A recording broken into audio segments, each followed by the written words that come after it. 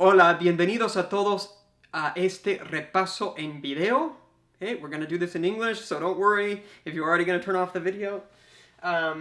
So again, I saw many of you put this in your comments that you appreciated the first video review that I did, and so I thought I would make another one for this exam. Okay, as far as the format for the exam, it's very similar to the exams you've seen in the past, right? They're all very similarly formatted. You have the first section, which is the listening comprehension, where I read the paragraph 3 times and then you write down the answers. I have the second section, or the next couple of sections, which are grammar sections, and then there is a reading section followed by a writing section at the end. Okay, so that's the basic format. It's the same as you've seen in the past. As far as the content, there are 4 grammar principles that you have to, in addition to the vocabulary, there are 4 grammar principles that you should be aware of, which are the Preterito de verbos irregulares, okay, preterite of irregular verbs, the Preterito de verbos IR con cambio radical, the preterite of IR verbs with a stem change, objetos indirectos, indirect objects, and formas comparativas y superlativas. Okay, principally the comparative forms is what we're going to look at. Okay, so those are the grammar principles that you should be aware of, and I'm going to go ahead and get started and reviewing each and every one of those. Okay, we'll start with the Preterito de verbos irregulares. Okay, you should still remember, of course, how to conjugate verbs in the preterite, the regular verbs in the preterite from last chapter, but you'll also need to know how to conjugate these verbs. So you can see a list of these verbs. You can see a list of these verbs on page 280 of the text, 280 and 281. But basically, these are the verbs that you need to be aware of. Okay, conocer. And I'll write the title up here. Preterito de verbos irregulares. Okay, so you need to know conocer, saber, poder, no poder, querer, no querer. Okay, and there's no difference between poder and no poder in the conjugation, but a little bit of difference in the meaning, but that's why they're written separately. And then in addition to these, andar, tener, poder, no, we already put poder, poner is what I meant, poner,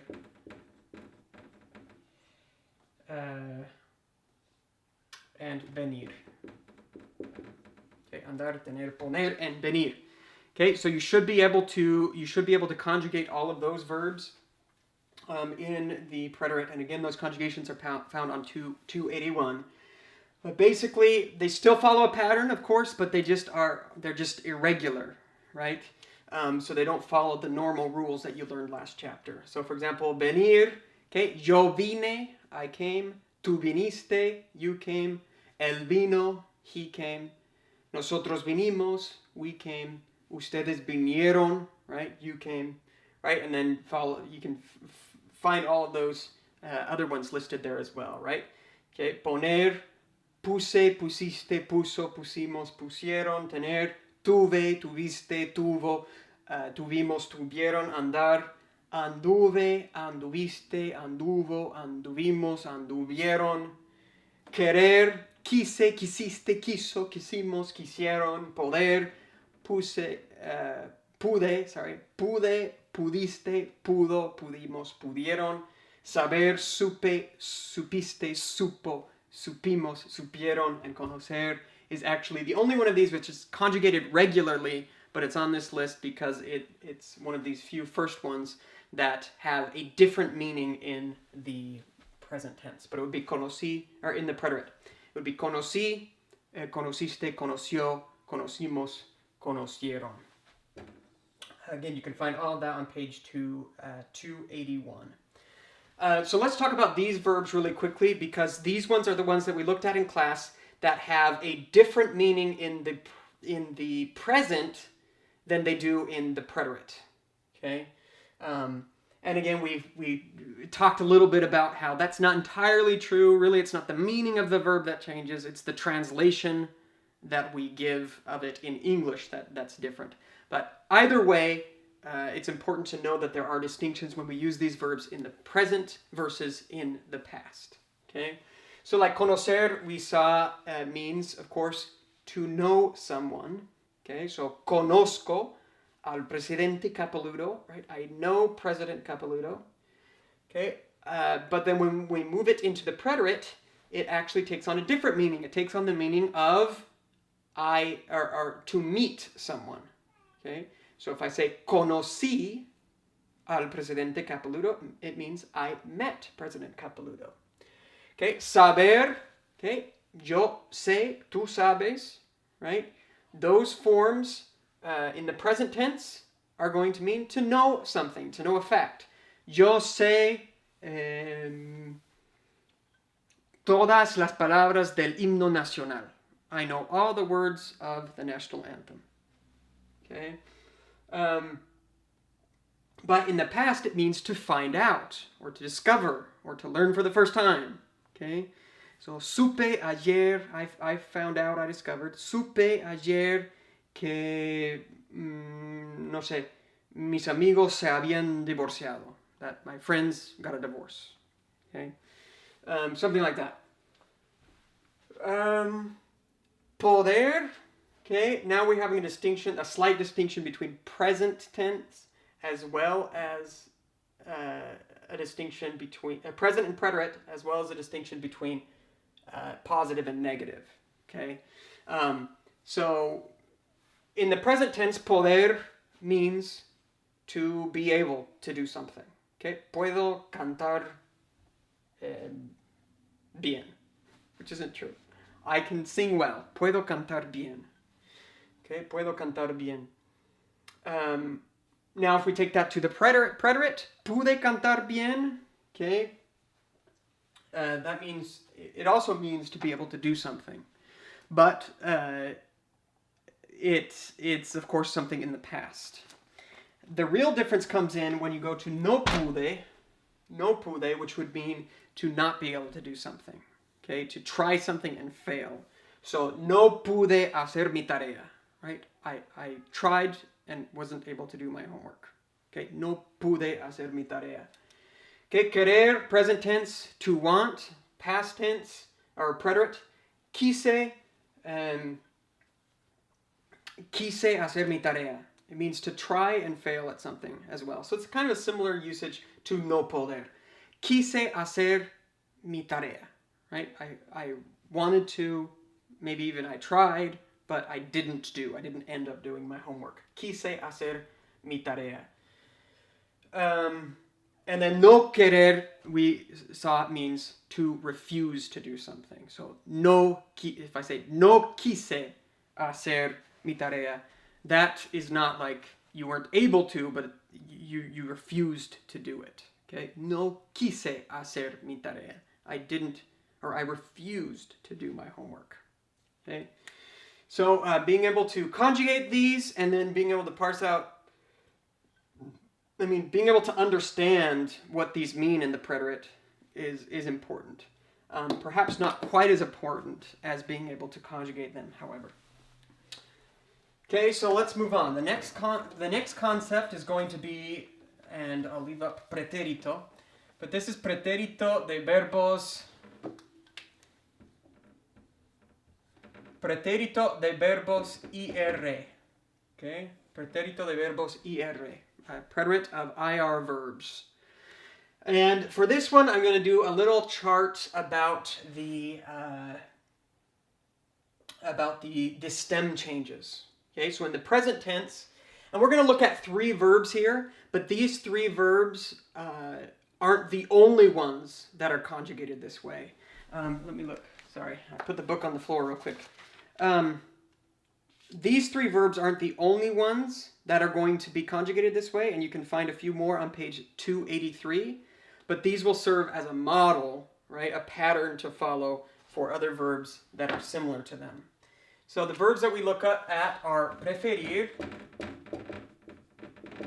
pedir, and what's the last one? Dormir.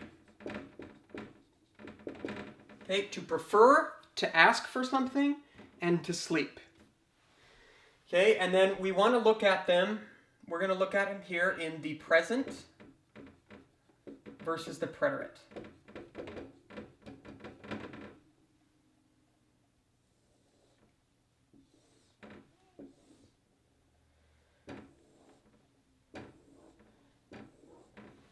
Because they have different stem changes based on whether they're in the present or they're in the preterite.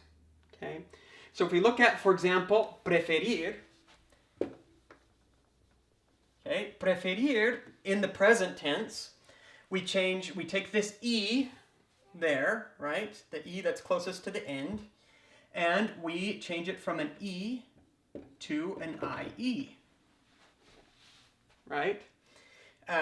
But we only do that in certain forms, certain conjugations. Okay, so let's do the example. So this will be the present.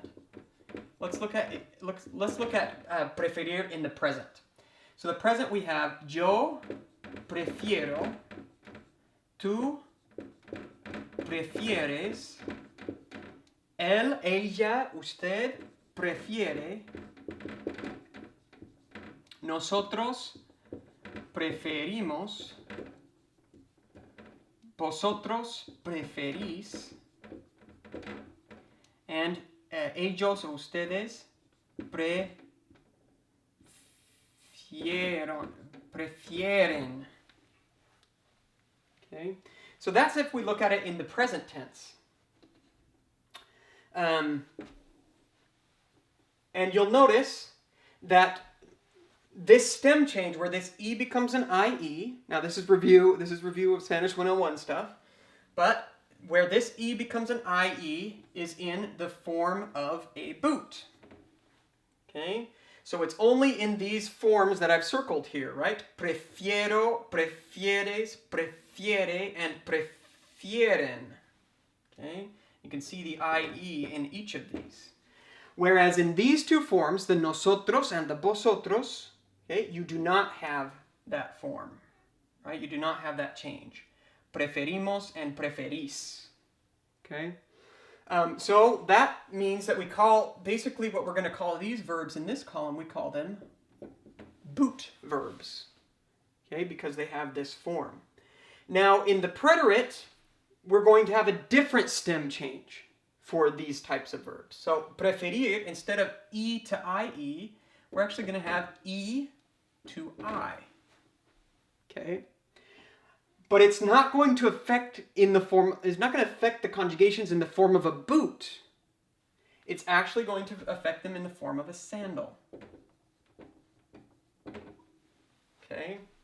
So if we look at the preterite, and I'm kind of running out of room here at the bottom, so I'll try to squeeze it in. But if we look at preterite of preferir, we're going to find that the stem change is a little different. So we have preferí,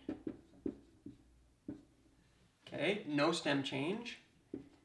Preferiste, no stem change, but prefirió, there is that stem change right there on the I. Okay, hopefully you can see that on the video. And then we have preferimos, preferistes, okay, and those don't have a stem change, but this one does. Prefirieron, okay, and we have a stem change in that I there, right? Okay, and so basically we call these a sandal verb because instead of forming a boot, it only affects the third person. Okay? So those bottom two there. All right, so let's look at pedir, because pedir is in a similar situation.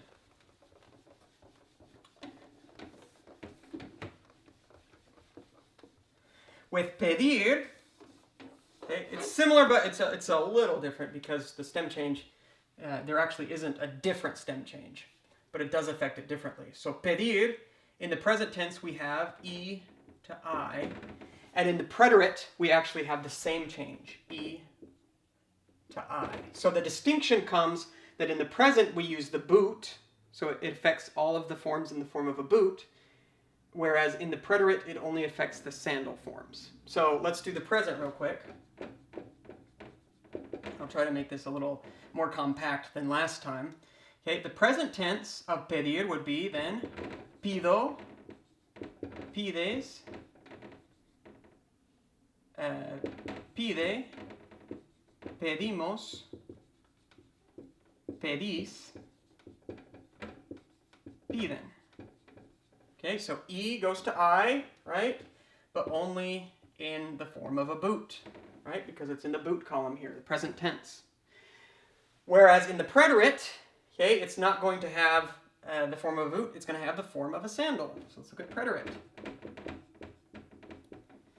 We're going to have pedí, pediste, pidió, pedimos, pedisteis, and pidieron. Okay, again, it only affects those third person singular and plural forms, right, and not the other ones. Otherwise, you'll notice here that these endings are the same ones we learned for the preterit in last chapter. Okay. All right, and let's do the final example of dormir. I'll leave that up real quick. We'll look at dormir. Dormir, the stem change in the present is O to UE. Okay, whereas in the preterit, it's going to be O to U.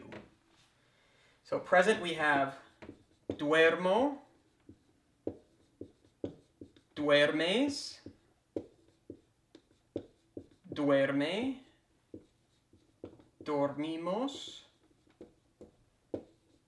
dormís, and duermen. And again, right, it's in this column, present tense, present tense, so we know it's going to have the form of a boot. Okay, where only the stem changes only affect those forms and not the nosotros and vosotros forms. Whereas in the preterit, we know we're going to do a sandal. So we would do the regular endings and not worry about a stem change for all of these, the first forms here. Dormí, dormiste. But we do want to worry about the change now, which is O to U in this bottom one here. Durmió, dormimos, dormistes, and durmieron. Right, so we're looking again at a sandal verb where that O to U stem change only happens in the third person. Okay, durmió, él durmió, right? He slept or he fell asleep. Él durmió. Ellos durmieron. Okay, they went to sleep or they slept. So make sure you can understand, right, that these stem changes are a little different, and that way when you conjugate these verbs on the test, you'll be able to get the forms correct. Okay. Next one that we have to look at are the indirect objects. So let's look at that really quickly here. And I'll even get rid of that at the top. Objetos indirectos. Last chapter we learned about the direct objects, right? We kind of, most of my students y'all struggled a little bit with that. Hopefully after a little bit more review, these concepts will start solidifying. And then of course we have to add the indirect objects on top of that. So the example that I gave in class, I think the example that I led with was Yo le mandé una carta al presidente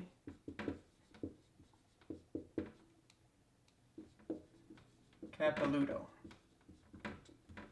Okay, yo le mandé una carta al presidente Capeludo. Okay, and we looked at a few things. I know this can be confusing.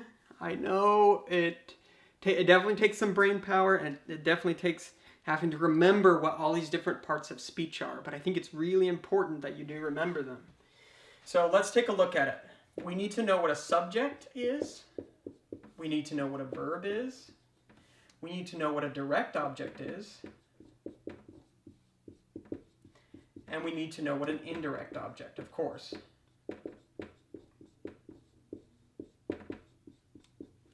In order to understand how to write sentences, right, using these concepts. And that's kind of what you're going to be doing on the test. You'll be given some guidance, right, as to what kind of sentence you're going to be writing. But basically you're going to have to write out a sentence with this. Okay, so it's something to keep in mind. Originally, when I was talking about it in class, I thought that maybe it was going to be like a fill-in-the-blank activity on the test, but no, it's actually a sentence that you need to write out. So we'll take a look at kind of how to form these sentences. Okay, so one of the things that we are going to need to do first here then is to understand what each of these different things mean. Okay, so subject of the sentence is basically the person or thing that performs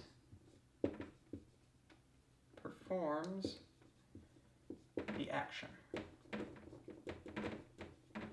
Okay. So there's two ways we could tell that in this particular case. One, we could look at the subject pronoun, which is yo, right? That would tell us immediately we're talking about yo. Or we can even look at the verb here. This ending, the a ending at the end, is preterit, right? So I sent President Capeludo a letter, right? Is what this sentence means. And so this sent right here and this ending can only indicate the yo form. So we know with certainty that yo is the subject. Okay, I am the subject of the sentence. Yo. Okay, the verb, of course, is the action. All right, and we can identify that because it has the standard endings that we have learned for the preterit. So mandé, yo le mandé. We can say mandé is the verb. Okay. The direct object is the thing that it's the person or thing that is affected by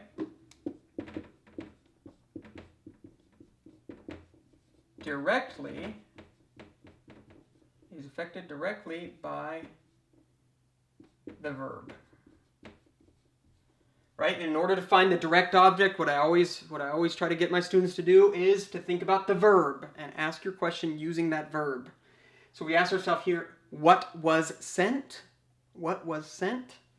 We can find out the answer. In this case, the letter. So we know that this is the direct object. I'm going to put it in Spanish. Objeto directo. Okay? Because it is the thing that was sent. Now there's only one other thing, which is the indirect object. Okay? And this is the person or thing that is affected by the rest of the sentence, basically. It's affected by the subject performing the action.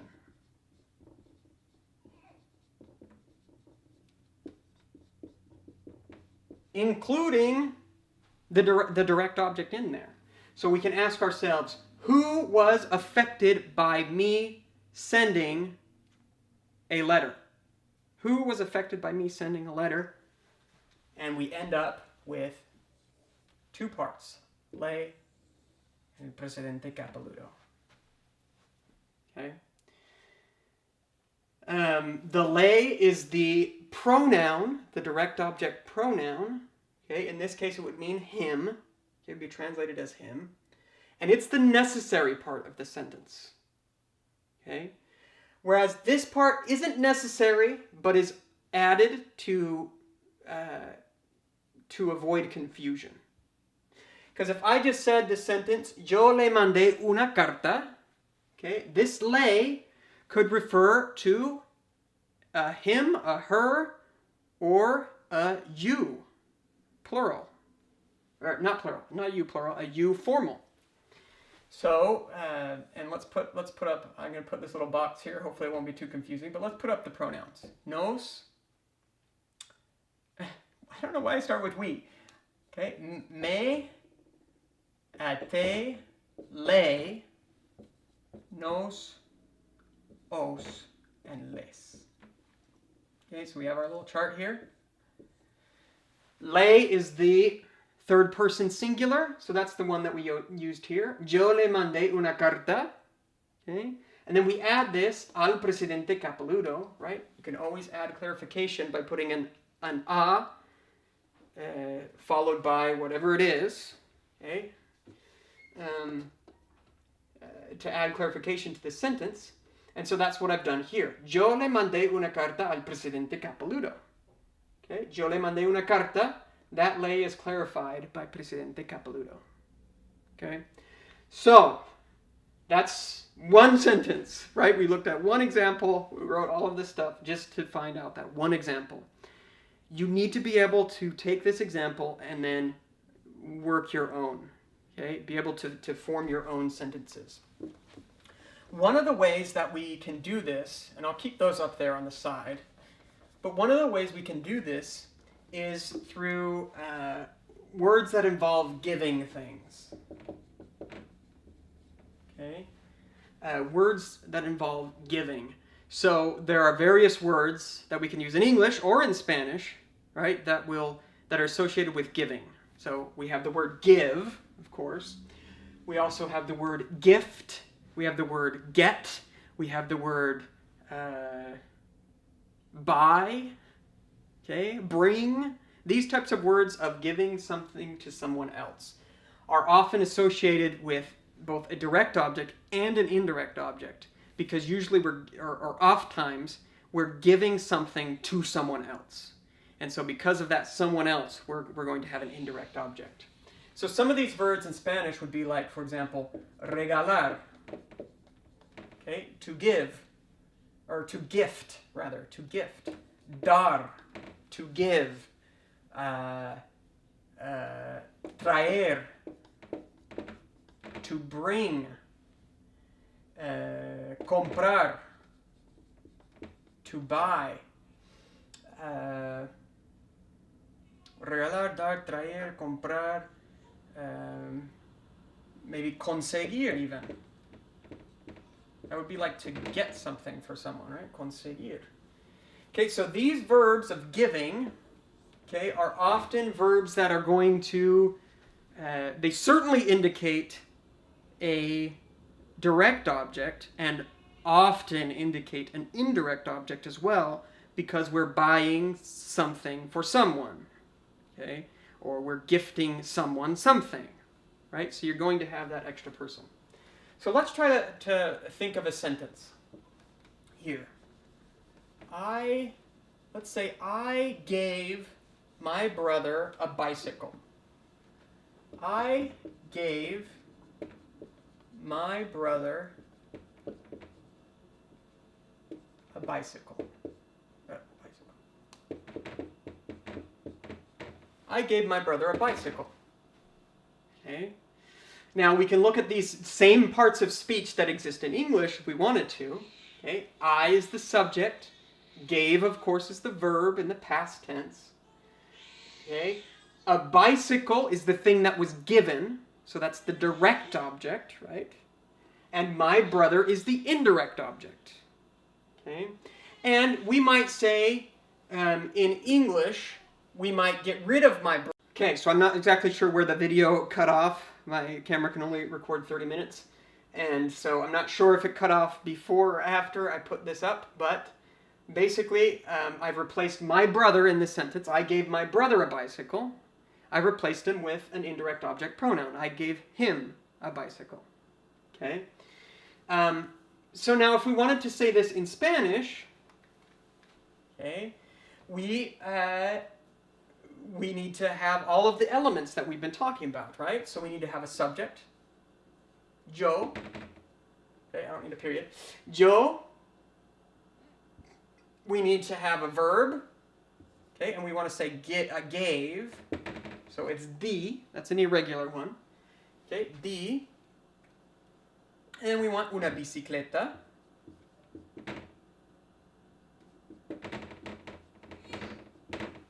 Okay. And then the last element that we're lacking is that him. Okay, and so we know him, third person, singular. So we would say, yo le di una bicicleta. Right? And that is great. It's a great sentence. But it's a little more ambiguous in Spanish than it is in English. Because in Spanish, we have him, so we at least know the gender of the person we gave the bicycle to. Whereas in Spanish, this le doesn't tell us gender. It only tells us that it's third person. So it's either him or her. So in order to clarify this, we can add at the end, right? We can add an a, and we can add my brother.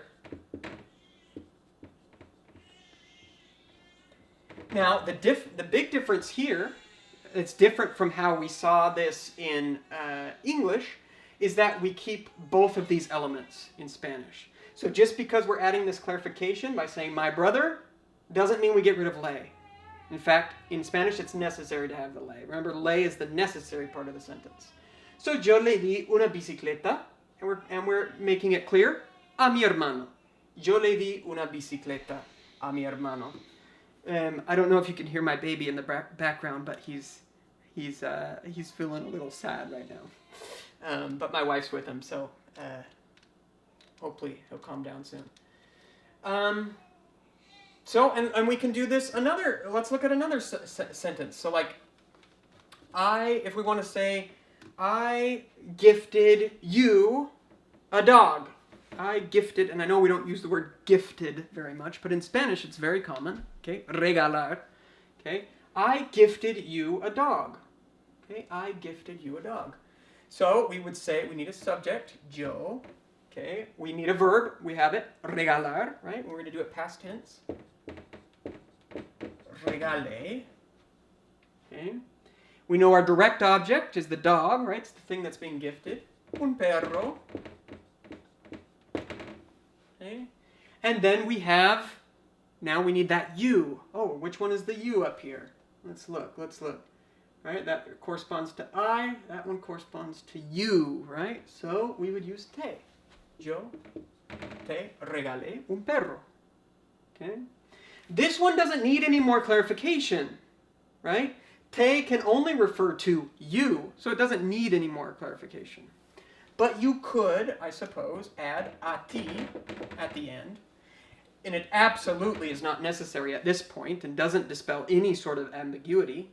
But it could be used to emphasize this point. So, yo te regalé un perro a ti. It's like, I gave you a dog. Right? It would be that sort of emphasis. So maybe we want to say, instead of I, let's use another one of our verbs. Let's say buy. I bought you a movie. I bought you a movie. Okay? Or not I. I said we were going to get away from I. Let's say we bought you all a movie. We bought you all a movie. Okay? So how would we do that? We, okay, so we don't need a yo, we need a nosotros. Okay? Now we need a bought, comprar. Okay, remember, compramos. Okay, nosotros compramos, and we know what we're buying, right, which would be the direct object. right? It's the thing that was purchased, which is una película.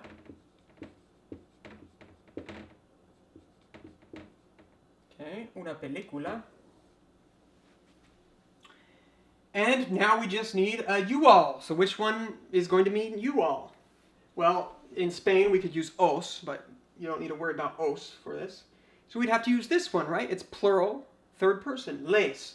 Nosotros, les, right? We bought them a movie. Okay? And if we want to clarify that les, because it is ambiguous, because it could mean they, or it could mean you all, then we can add at the end a ustedes. Okay? Nosotros les compramos una película a ustedes. Okay, would be another way to do that. Now I'll give one more example of these giving words. I'm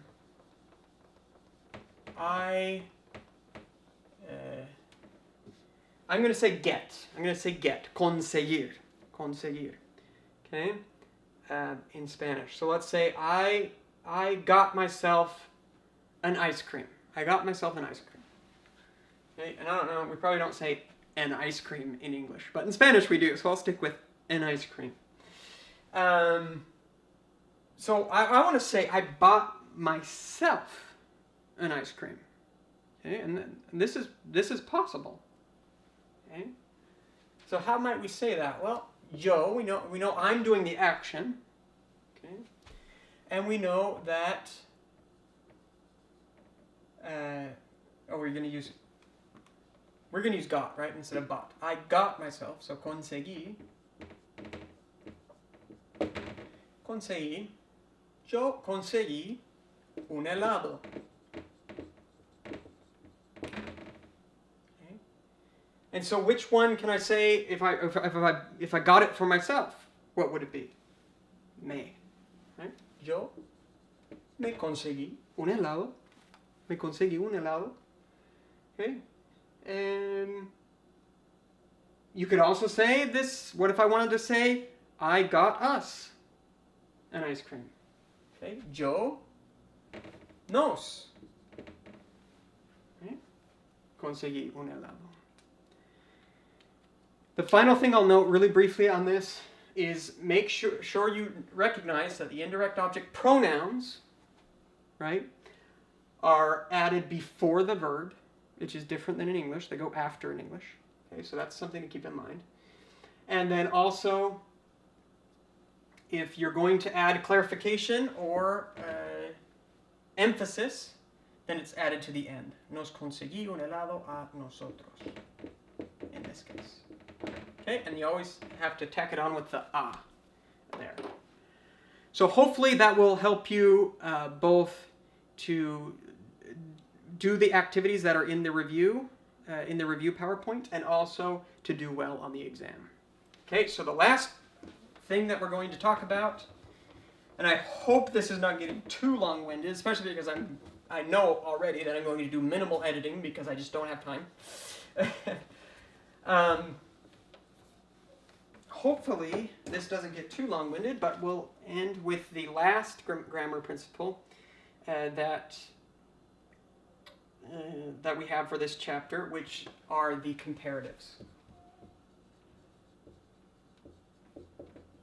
Comparativos. Okay. And so in the book, you can find these, and it lists comparatives for 4 different things: nouns, verbs, adjectives, and adverbs. I think it's great if you want to learn all of those. I think it's excellent. If you want to continue with Spanish, you're going to need to know how to compare all of those things.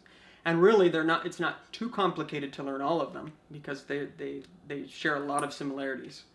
But for the test, I will tell you that you only need to concern yourselves with comparing nouns and adjectives. Okay, so those are the only 2 ones. So we'll start, and I'm going to draw a little chart here to kind of help us work through this. Adjectives and nouns. I'm going to give myself a little space here to make sure I have plenty of room. So we have adjectives and nouns. And then on the top, I'll put the two types of comparisons that we can make, right? Which in this case are inequality and equality. Okay.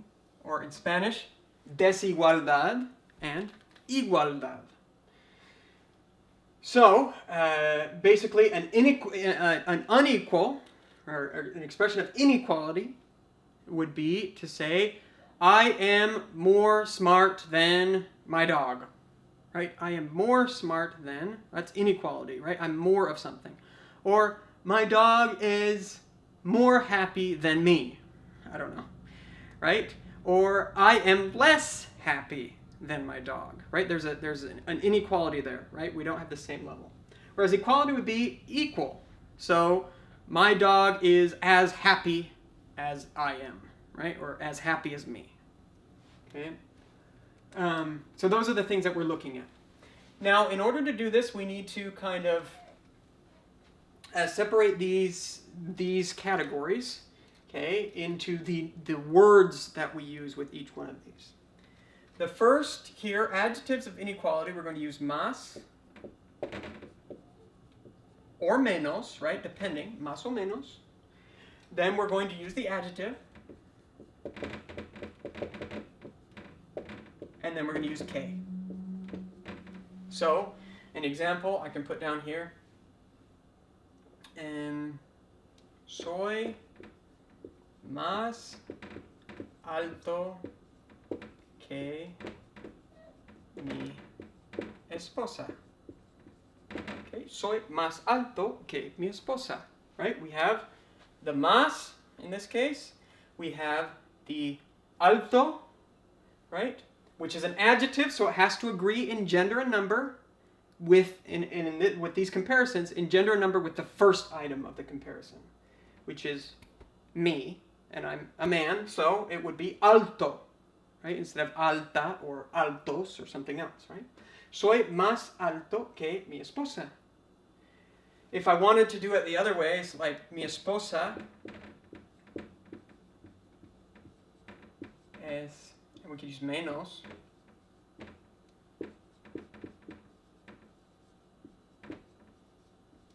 Mi esposa es menos alta que yo.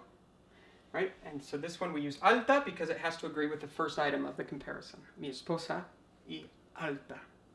Okay, so that's how we do an inequality with an adjective. Right? So if we want to compare adjectives, right, compare qualities of people, we're going to use this set of words. Más o menos, the adjective, and que. Adjective always agreeing in gender and number. Then for adjectives. No, let's go with inequality. Nouns with inequality, we're going to have, again, más o menos, depending. Then we're going to have the noun, and we're going to have que. This one's even more simple because we don't have to worry about an adjective agreeing. Nouns don't agree on gender and number. And so all we have to look at is basically these three words. Tengo más,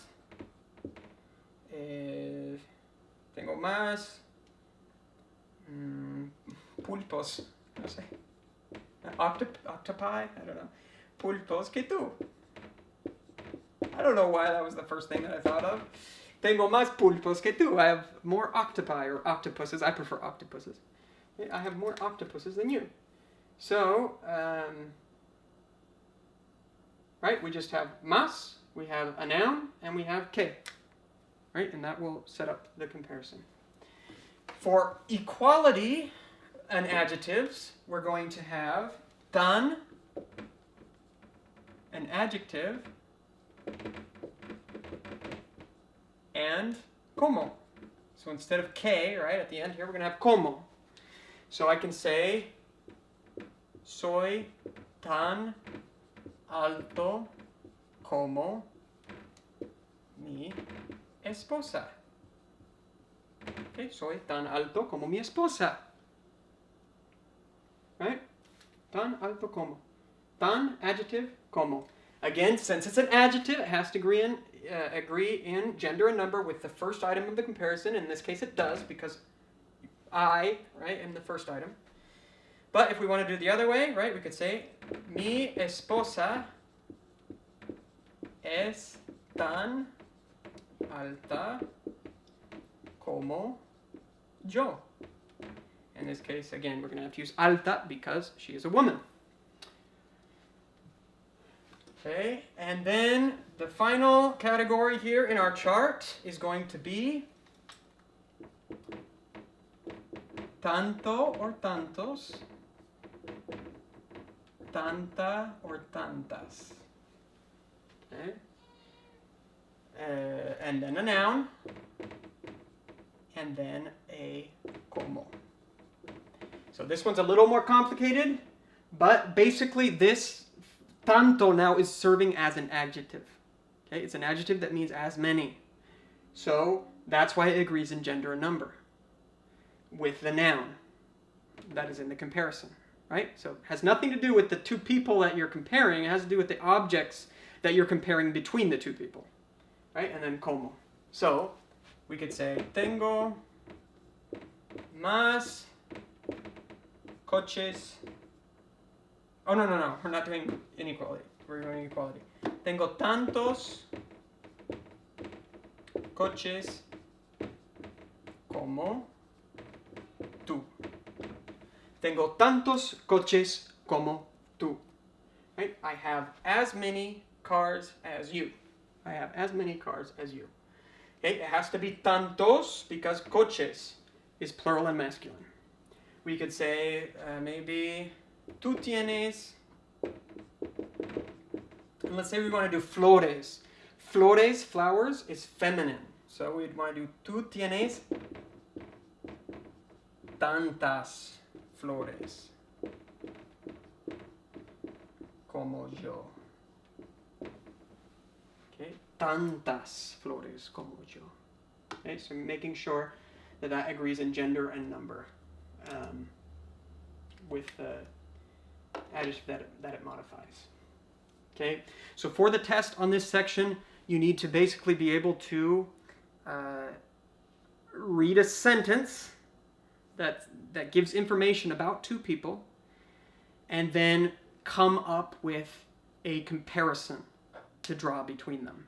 Okay, and on the test, it will be marked with what kind of comparison. So if it has a plus, that means you need to use the word más, right? If it has a minus, and they're going to be in parentheses. If it has a minus, you're going to need to use the word menos.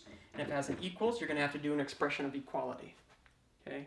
So either the tan or the tantos, depending on what is being compared. Okay? The final thing I'll end on here is that there are a few irregular comparative forms that you should be aware of that are all listed in your book.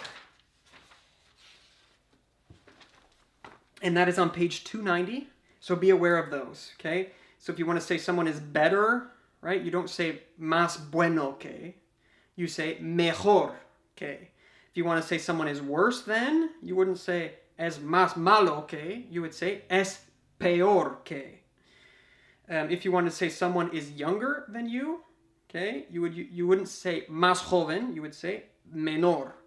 Él es menor que yo. If you want to say someone's older than you wouldn't say más viejo. You would say mayor. Él es mayor que yo.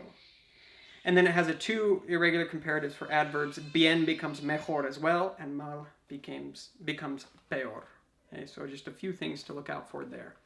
As far as the superlatives go, which are on page 291, great thing to know. We didn't go over it in class, and it's not going to be on the test. So you don't need to worry about that too much. Okay.